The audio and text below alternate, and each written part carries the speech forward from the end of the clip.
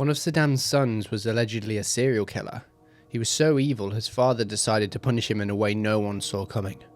Saddam Hussein, the man who would dominate Iraq for 3 decades, wasn't just a dictator, he was also a father of 2 sons who were even more messed up than he was.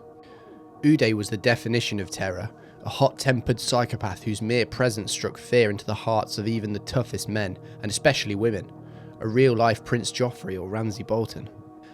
Qusay was equally evil, but in the opposite way, calculating and methodical, a shadowy figure who ruled with precision.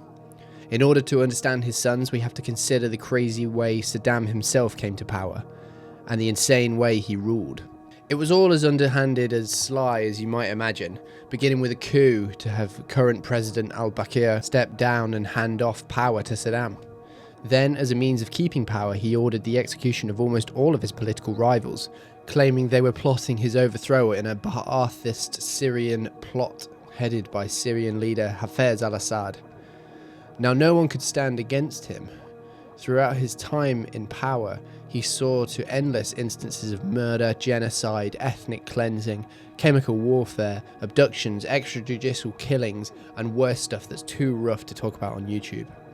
The duality of the sons of Saddam can tell us a lot about how a dictatorship actually works. Which son was more evil? That's a tougher question than it might seem. Uday Hussein was born in 1964 before his father took over Iraq. From a young age, Saddam's eldest exhibited traits that would later define him as one of the most feared and reviled men in the world. He was brash, unpredictable, and eager to display his dominance over anyone in his path. A natural leader? Perhaps. A boy that enjoyed the suffering of others? Absolutely. Saddam became president of Iraq when Uday was 15, a development that would surely go to his head. But while Saddam was shrewd and calculating, Uday was a man of impulses. During his time at university, Uday revelled in terrorising fellow students, especially girls. Uday didn't show up at campus too often, but when he did, female classmates lived in fear that they might catch his eye. Uday had a reputation for having his guards seize beautiful young women and girls, some of whom were never seen again. His sadistic reputation only got worse when he left school. While Daddy Hussein was busy with the important stuff, he charged his son with a job that was less serious, but as you'll see, he found just as much room for his psychopathic tendencies as he'd need. At 21, he was put in charge of the Iraqi Football Association, where his sadism flourished. The best Iraqi footballers were forced to sign to the team that Uday owned, at threat of being beaten and tortured. When Iraq's national team would lose a game, he would invent some new horrific punishment that would range from head shaving to sewer dipping to being forced into playing with a concrete ball.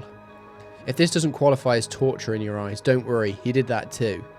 With the use of iron maidens, stretching racks and electrifying bed frames, the same apparatus he'd used on just about anyone he pleased. Of course, with his glowing success with football, Uday was given charge of the Iraqi Athletics Commission. The first thing he did was build a dungeon in the basement of the Olympic Committee building for all his favourite toys. It turned out Uday wanted his athletes to win every time, and he had some insane ideas about how to make that happen. Uday pressured athletes to predict how they expected to finish in upcoming competitions. Athletes who performed well could be rewarded lavishly. One athlete, though, who failed was allegedly shot in the leg by Uday himself. He really liked shooting people. One athlete who survived this ordeal said, during training, he would watch all the athletes closely and put pressure on the coaches to push the athletes even more. If he was not happy with the results, he would have the coaches and athletes put in his private prison. There was a strong possibility of always being beaten. Unsurprisingly, this led to athletes fleeing Iraq in droves. Those who stayed behind often faked being sick before they had to compete, either to get out of it or so they'd have an excuse if they lost. But often he wouldn't stop at pain. He was just as hungry for straight up murder. Seemingly on a whim, or perhaps at his mother's request, Uday murdered his father's valet with an electric meat carver in front of a dining hall full of guests. Some think it was a jealousy thing. Others saw it as an unprovoked demonstration of his untouchable status. His father didn't take kindly to this, however, and after a very brief imprisonment, he was exiled to Switzerland, where he didn't last long either, as he was banished from there too for fist-fighting a police officer. And like an unruly infant, his father saw that his punishments needed to be more direct and severe for them to sink in. Not 5 years later, Uday had an argument with his uncle at a party, and rather than settling it maturely, he decided to light up the party with machine gun fire. He killed 6 of his uncle's bodyguards and wounded his uncle. After another bogus prison sentence, Saddam sanctioned a punishment that would lead Uday to barricade himself in a garage, threatening to murder his father if he came close. Even after this went down, his murderous tendencies were far from over. Only a year later, he was in a 13-hour shootout with his brothers-in-law. He wanted them to divorce their wives, Saddam's daughters, and at their refusal, guns were drawn. Once the brothers surrendered to Uday, he filled them with bullets in a brutal display of his delight in bloodshed. Uday's brother, Qusay, could often be found elsewhere, with just as ruthless bloodlust, but operating more discreetly, leaving his viciousness behind closed doors. In stark contrast to Uday's loud, chaotic nature, Qusay Hussein, born in 1966, was a far quieter figure. Where Uday revelled in chaos, Qusay was disciplined and measured. It wasn't that he lacked ambition, far from it, but Qusay understood the importance of building power in the shadows, away from the spotlight of his older brother. Qusay carefully built his power base, winning the loyalty of the military and the intelligence services, 2 key pillars of Saddam Hussein's regime. But behind closed doors, his cruelty was just as shocking as his brother's. In 1995, Uday created the Fedayeen Saddam, a 30,000-man volunteer militia that was basically responsible for enforcing loyalty to the regime through violence. In 1996, Saddam took command of this private army away from Uday and gave it to Qusay. Uday had been using it to intimidate random people he didn't like, and also to loot, smuggle and enrich himself. Qusay used it to ruthlessly crush dissent, imprisoning, disfiguring and killing tens of thousands of his own people. Qusay also destroyed a whole region of Iraq to take vengeance on minority groups who lived there and rebelled against his father. He did all this quietly, in secret, behind the scenes. He wasn't a bully or a thug, not in public, but before his bloody death, he would carry out one of the most brazen crimes in history. By the 1990s, the tension between Uday and Qusay reached a boiling point. Saddam Hussein's health was starting to decline, and both sons could see the writings on the wall. Each of them wanted to succeed their father. As Saddam's condition worsened, the brothers began to see their rivalry in a new light.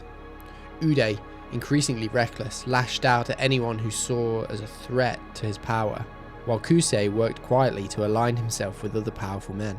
Qusay was also entrusted with a secret assignment that would have deadly consequences, concealing Iraq's chemical weapons program. By the early 2000s, it must have become obvious to both brothers that their rivalry with each other was pointless.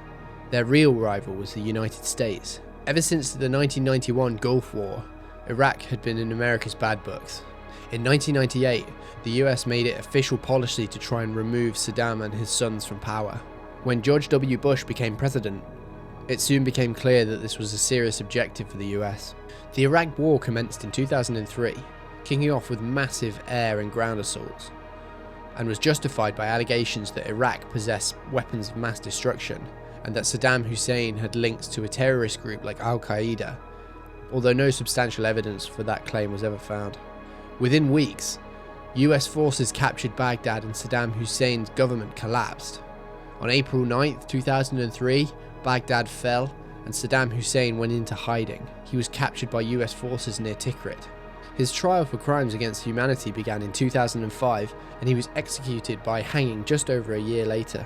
But before Iraq fell, Qusay, the quiet second son, committed a crime that arguably surpassed anything his brother ever did. He stole almost $1 billion from Iraq's central bank. The day before the United States sieged Baghdad, Qusay pulled up to the bank and over the course of 5 hours had his men pile all the cash into trucks. Hundreds of millions would later be found, stashed away in the walls of Saddam's palace. But much of the loot remains unaccounted to this day. The Hussein brothers aren't around to tell us where they hid it. On July 22, 2003, Uday and Qusay Hussein were tracked down to a house in the city of Mosul in northern Iraq. They were quickly surrounded by US Special Forces in what would be the final act of their family's reign. As the gunfight erupted, it became clear that the two brothers, along with several bodyguards, were willing to die rather than be captured. But despite their desperate resistance, they were no match for the American forces. Hours of intense gunfire raged on, and the brothers' fate was sealed in that brutal standoff. In the end, the two brothers, once poised to rule Iraq, were killed in a hopeless firefight. The Iraqis who once feared and adored them now found themselves witnessing the final chapter of Saddam Hussein's dynasty. The violence that had defined their lives would be their undoing. Uday and Qusay's story is one of ambition, violence and family conflict. They represented two sides of a dictatorship, a reign built on fear, brutality and the constant threat of violence. While Uday's temper and cruelty made him the perfect symbol of terror, Qusay's calculated rise reflected the darker, more insidious side of Saddam's power. In the end, both of them met their violent end in the same bloody fashion. Oh, by the way, the punishment Saddam inflicted on Uday for being a crazy murderer? While his countrymen lived in poverty, Uday collected a whole fleet of luxury cars. Saddam had them burned to teach his son a lesson about extravagance. Not sure what was more extravagant though, buying a bunch of luxury cars or burning them to make a point. That's dictators for you. Let us know your thoughts in the comments. Don't forget to like, share and subscribe for more deep dives into the twisted tales of history. Until next time, keep questioning, keep learning.